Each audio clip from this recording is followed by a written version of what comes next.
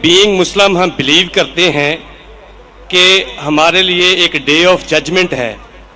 اس دن ہر کسی کا نامہ اعمال اس کے ہاتھ میں دیا جائے گا اور یہ ڈکلیئر ہوگا کہ who is right and who is wrong, who deserve جنہ اینڈ ہو ڈیزرو جہنم.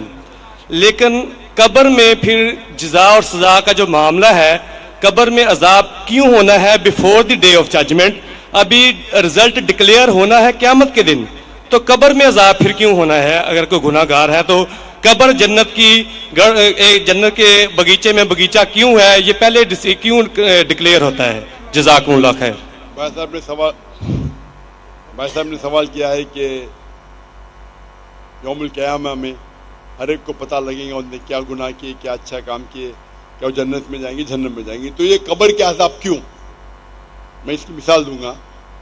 جب آپ کبھی پڑھتے اسکول میں یا کالج میں، ایک ہوتا ہے فائنل ایگزام، اور اس کا جواب ہے سورہ عمران میں سورہ نمبر 3 آیت نمبر 185 کل نفس ذائقۃ الموت، ہر نفس کو موت آئیں گی. فائنل ریکمپنس، جو فائنل ریکمپنس وہ ہوئے گا یوم القیامہ میں، آن دا ڈے آف ججمنٹ. اگر کوئی شخص جہنم کی آگ سے بچ جاتا ہے اور جنت میں جاتا ہے وہ سفلتا پاتا ہے، نہیں تو یہ دنیا ایک کھیل ہے. تو آیت میں صاف ذکر ہے کل نفس ذائقۃ الموت، ہر نفس کو موت کو چکیں گی، اور فائنل حساب کتاب ہوگا یوم القیامہ پہ. اور جو انسان جہنم کی آگ سے بچے گا اور جنت میں جائیں گا وہ سفلتا پائیں گا، نہیں تو یہ دنیا ایک کھیل ہے. مطلب ٹوٹل فائنل حساب کتاب آخرت میں. جس طریقے سے ہم جب کالج جاتے ہیں، اسکول جاتے ہیں، ہم پڑھتے ہیں، ایک ہوتا ہے فائنل ایگزام، ایک ہوتا ہے ٹرمینل ایگزام. برابر ٹرمینل ایگزام ہوتا ہے کہ نہیں؟ کچھ ہوتا ہے ویکلی ٹیسٹ. تو جب بھی آپ کوئی بھی چیز اچھا یا برا کرتے ہیں، آپ کو اس کا پنشمنٹ، اس کے جو سزا یا جزا، آپ اچھا کام کیے اس کا جزا یا برا کام کیے اس کی سزا 3 جگہ مل سکتی ہے. ایک دنیا میں، دوسری برزخ میں، اور ایک آخرت میں. 3. آپ نے کچھ غلط کیے، اللہ تعالیٰ دنیا میں آپ کو سزا دے سکتا ہے. آپ نے اچھا کام کیے، اس دنیا میں ریوارڈ دے سکتا ہے.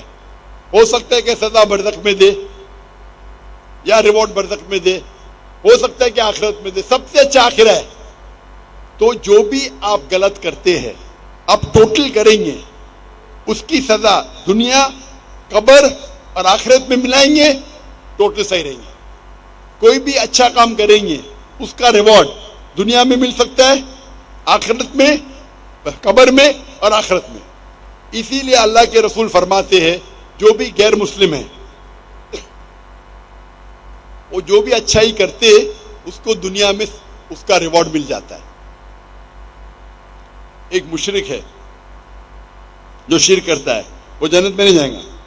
اچھے کام کرتا ہے، دنیا میں اس کی ریوارڈ مل جاتا ہے، تو وہ آخرت میں اللہ سے کمپلین نہیں کر سکے گا مجھے تو انعام ملا نہیں.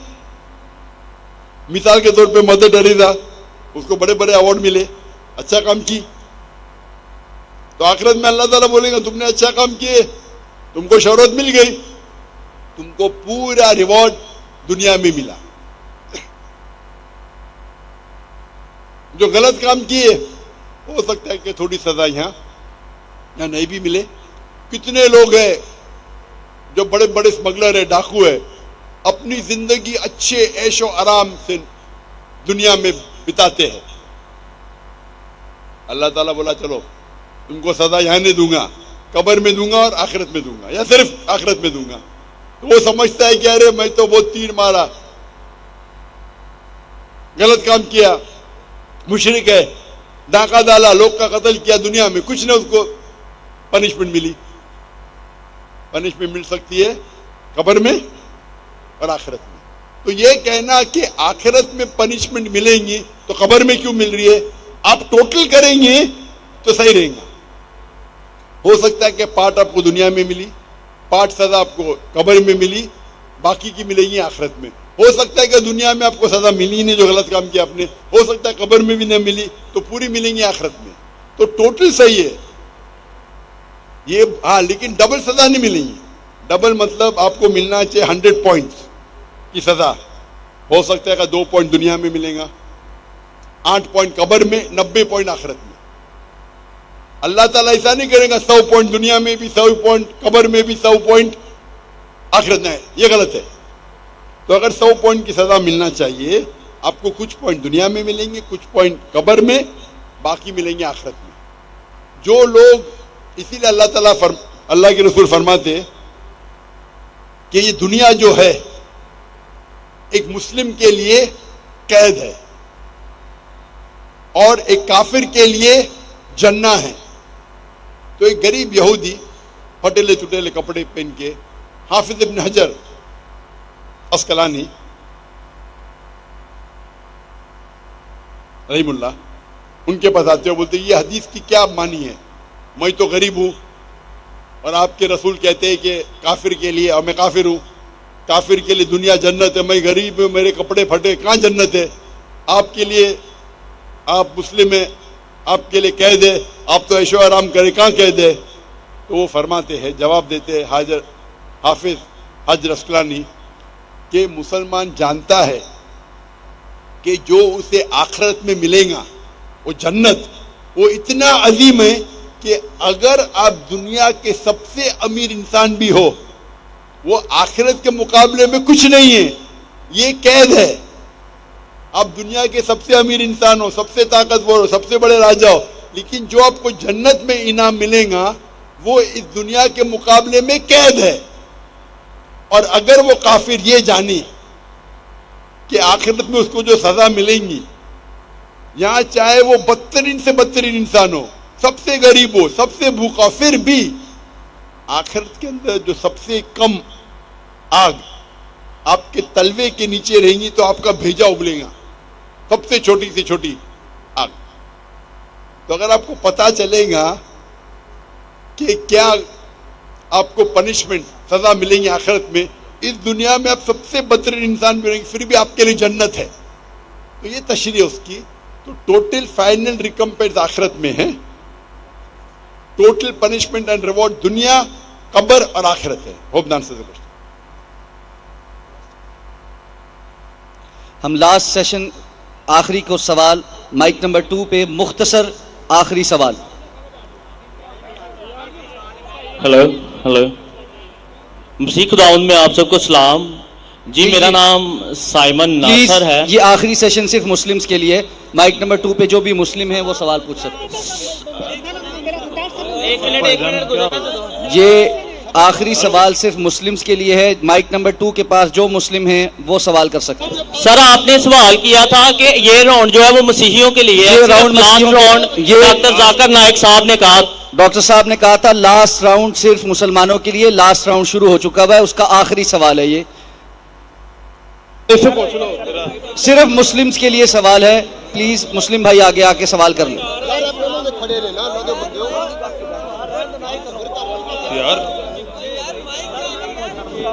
سر میں مسلم ہوں. میں بھی مسلم ہوں.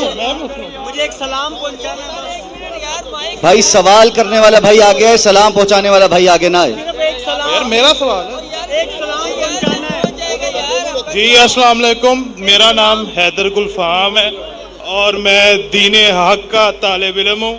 میرا ڈاکٹر صاحب سے مختصر سوال یہی ہے کہ آج کے دور میں بہترین جہاد کون سا ہے؟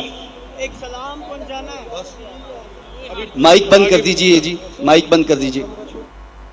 جیسے میں نے کہا تھا کہ آخری راؤنڈ صرف مسلمانوں کے ہوں گا, اور جو سوال پوچھنا چاہتے تھے اس نے پوچھ چکا تھا. سائمن پہلے سوال پوچھ چکا ہے تو اس کو موقع دیا گیا ہے, اور اکثر سوالات غیر مسلم نے پوچھے, تو یہ آخری راؤنڈ ہے اور یہ آخری سوال ہے.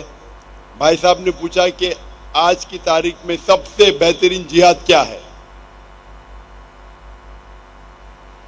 آج کی تاریخ میں سب سے ہم دیکھتے ہیں معاشرے میں, ہمارے معاشرے میں ٹیکنالوجی بڑھ چکی ہے, سوشل میڈیا آ چکا ہے, کئی فتنے آ چکے, سب سے بہترین جہاد ہے جہاد اپنے نفس کے ساتھ.